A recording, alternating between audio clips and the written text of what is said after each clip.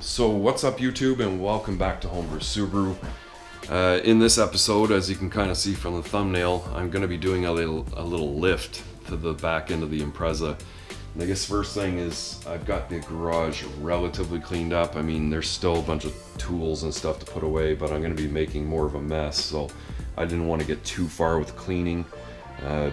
Some things that I'm kind of going to figure if I'm going to hold on to or pitch. These are the spacers that I'm going to be putting into the car. I thought they were actually like hard plastic, but these are good quality polyurethane. I mean, you can barely move them, but they're nice and pliable, but very solid at the same time. So they could actually take a little out of vibration out of the car.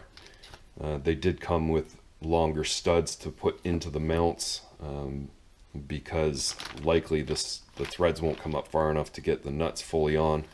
And I have done this type of lift to the back end of my old wagon.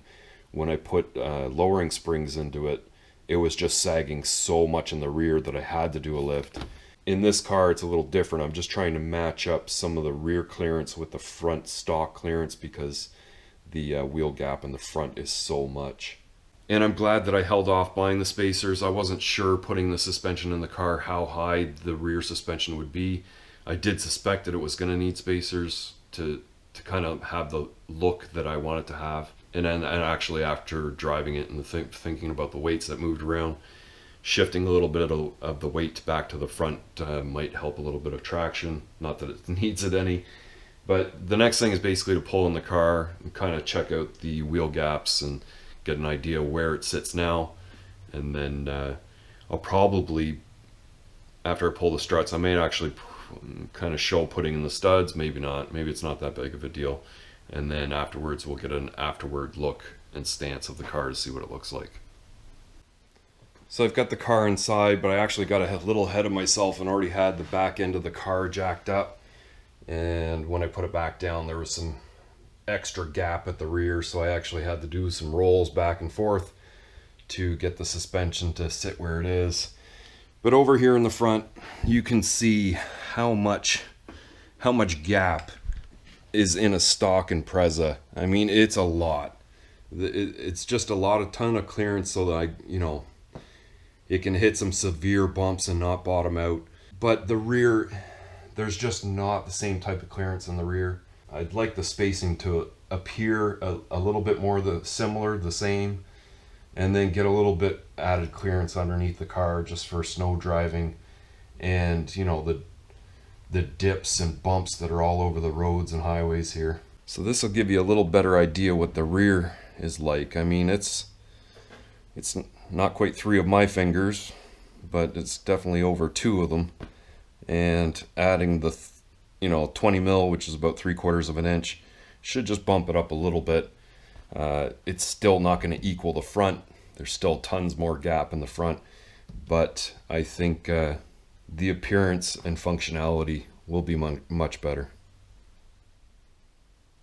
So I've gotten one side apart and I've run into a bit of a dilemma.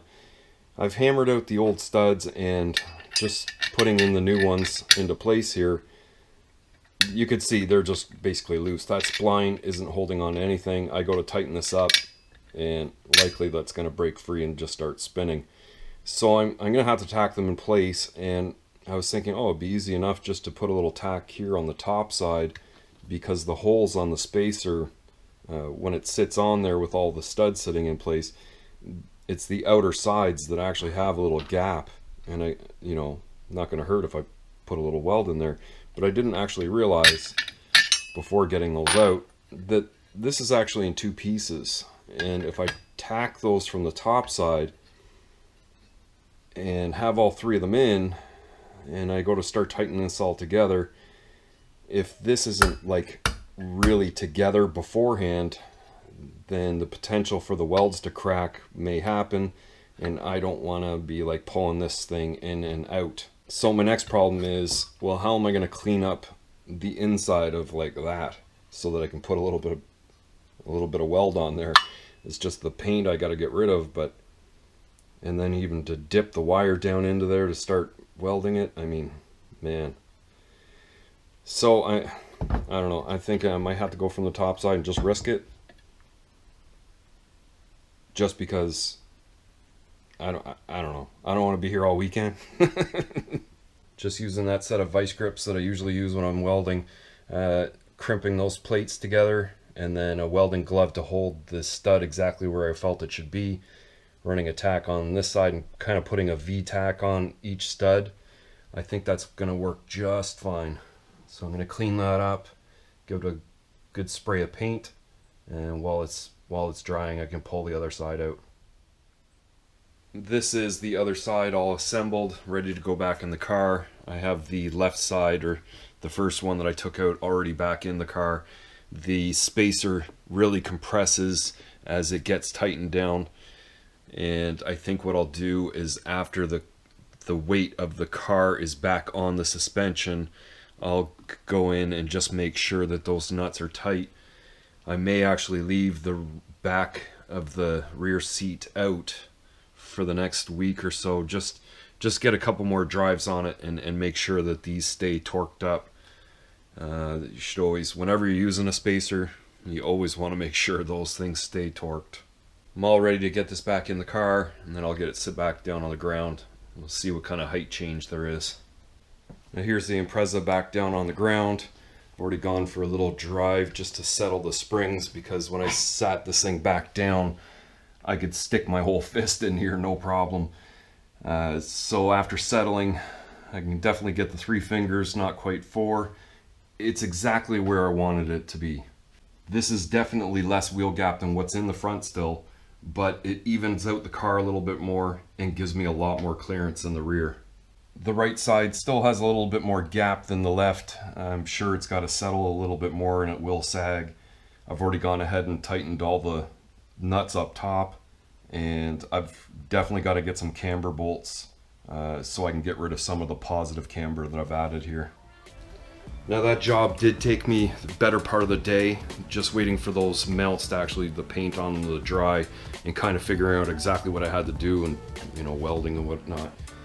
I'm glad that it's done. Saggy butt spacers are more intended for wagons just because of the added weight in the rear, and then people tend to put more weight into the back of the wagon. It really evens out the stance of the car, even though it's not really stanced. It's kind of going in the opposite direction. It gives me a lot more clearance underneath the car. I think I measured something like 7-8 inches up to like the rear suspension pretty much, and the exhaust hangs a little bit lower than that, of course, but to get through the snow in the wintertime, this thing's going to be a little beast, I know it. And this job gives me a little taste of what's upcoming for the Forester, because I do have all the suspension and lift stuff coming for the Forester next. There is a couple more things to do to this thing, of course, but I figured, well, I'll just get these done and it'll be another thing checked off the list, if you know what I mean. If you like this video, definitely give it a thumbs up, and if you're new here and you haven't already, please consider hitting that subscribe button for me. Leave your questions and comments further down below, and I'll see you in the next one.